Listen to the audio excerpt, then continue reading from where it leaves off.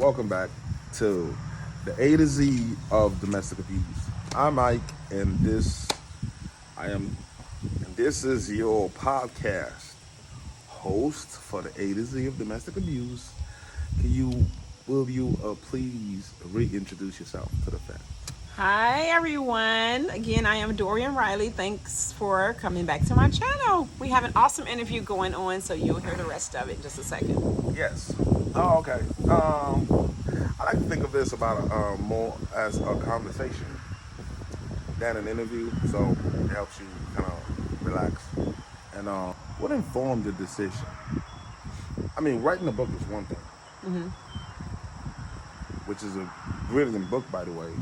I know everybody's tired of me talking about the book, but it's a good read. Good books and good reads are hard to find in today's society, and you need a book that can further give you options about and relations as far as your life goes. And that book, Climbing Life's Mountains by Dorian D. Riley, who said it right here in front of y'all, is a good book. So I need y'all to go out there and get the book. Can you tell the fans where they can find your book? Yes, so it is on all major book platforms. Also, we have some local stores that have it, like in Galesburg, Illinois. We have the Taste of Candy, the Wordsmith Bookshop, and also at Carl Sandburg College, where I was a student. So now I'm an alumni there. Yes.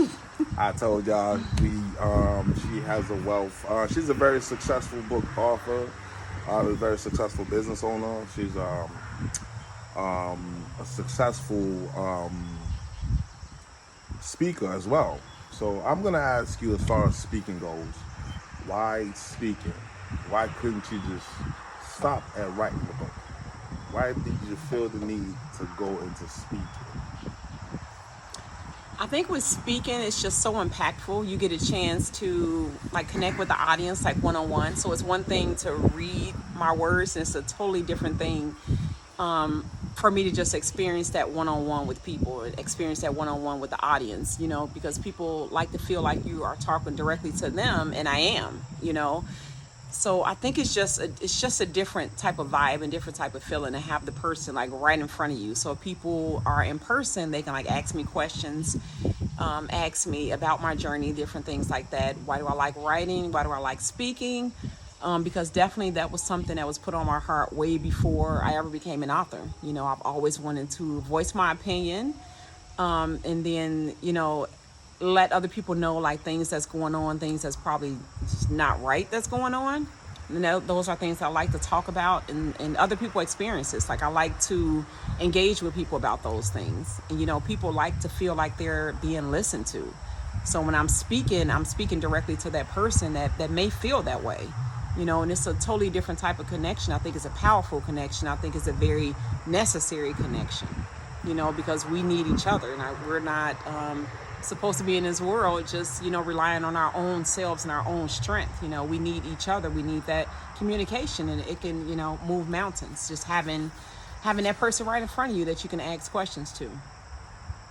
Which is it's very awesome, because I think I'm a very terrible speaker myself. To your fans, I want to make a revelation. I have actually watched her videos of her speaking engagements, and I will tell y'all, it's so different. You guys need to. It's a different thing to read her book, like she said, and it's a different thing to hear her speak. I mean, talking about speaking, as far as I know, basically, you tend to be more creative in writing as far as the engagement goes. And I know that's why you're smiling, because you understand what I'm talking about. Yes. And so, in that light of your creative prowess, how do you channel your words? And for context, I'm asking this question because this lady you're seeing right in front of you is a very powerful, creative writer. Her mind is the very depth of like creative writing. Like You'll understand until you read the book and until you attend one of our speaking engagements, and then you'll understand what I'm talking about. But over to the question. Okay, so repeat the question again. I said like, because I've heard you speak. No, I've heard you. I've heard one of your poetries, which you've written, and I want to know because it doesn't have it's very brand new to the particular event or the particular Oh, speaking yes. engagement. Yes. So what do you tap into? Where does the wealth of creativity comes from to be able to separate? Because some people would particularly say the same thing at each. It's like an artist singing the same song. You sing your hit song, Yeah. and then people, but you happen to give the people different hit songs as far as poetry goes. How do you do it? So one of the things I do, I pray a lot, and that kind of leads me into what impact I need to make for that certain type of event. Just like I did a poetry reading, I wrote an original poem for a Juneteenth event. So I think about the struggles and the celebrations, for the Juneteenth celebration. So I take all those things into consideration. Like, okay, what is this event about? What is the impact they want to leave? What is the inspiration that I want to give to these people? These people that are listening, or reading this work. It has to be something that they can relate to. It has to be something that relates to what they are going through, so they can get the most out of it. So what I do, I take some time to think about, okay, what words do I want to use? Because all of that stuff matters. Like one different word can make all the difference in the world. It just depends on which way you want to use those words and what type of order you want to put them in. And that's the same thing with speaking. You want to say things the most impactful way as possible. Sometimes you may talk lower when it's something that you may, feel down about, or something you may not feel comfortable sharing, and that's just a part of, me being normal, having normal emotions like, everybody else has. Just because I'm a speaker, it doesn't mean those emotions go away, So I've just learned how to channel them and use them with my writing and my speaking abilities and my speaking skills. And the more you do it, you do get better at it. You learn to connect with the audience more. You learn to talk to that one person, or that one person that you see in your mind that could need, obviously need that information, or the person that may not even be in the room, So you're not only reaching out to the person that's right in front of you, you're reaching out to the person that person may be in contact with that you may never even see. So your message has to be that powerful to be able to break barriers, and to have people transfer that message onto another person. And the best way to do that is to put yourself in their shoes. So if you are putting yourself in their shoes, you know what it is they need to hear. You know how they need to hear it, which is why we have certain audiences in certain communities for certain types of events and certain types of speaking engagements. You have to know what people need. And so I think with me being just so compassionate, I know a lot about what people need and how they might feel, because I've been in those positions. So I know how to interact with them.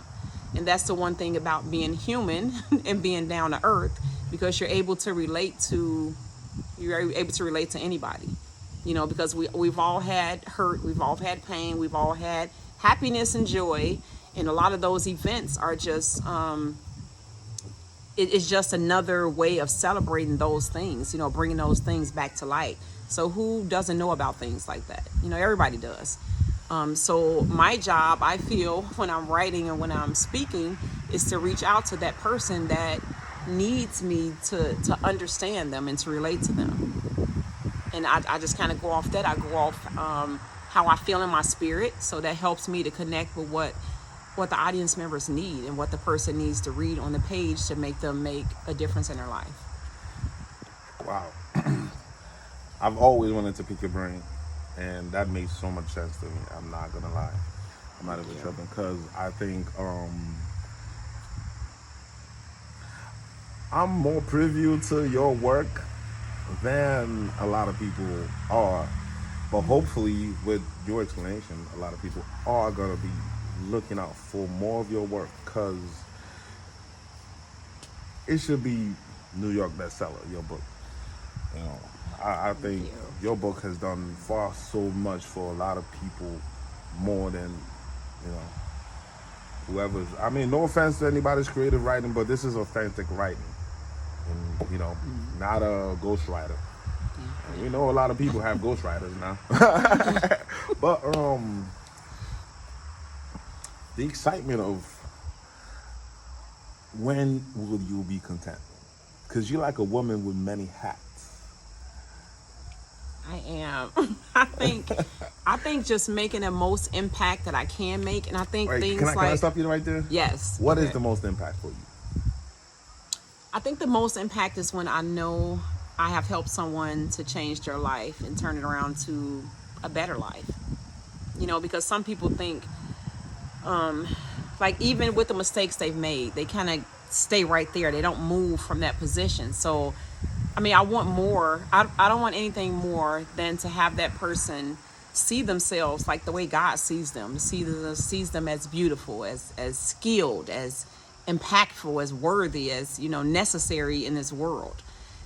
So I think when people see themselves the way God sees them, they have a much brighter outlook. And so that's what I like to do with my words and with my speaking and when I interact with people. I want that impact to always be there. I want people to leave my presence feeling better than they did when they came to my presence. So I never want somebody to leave feeling worse.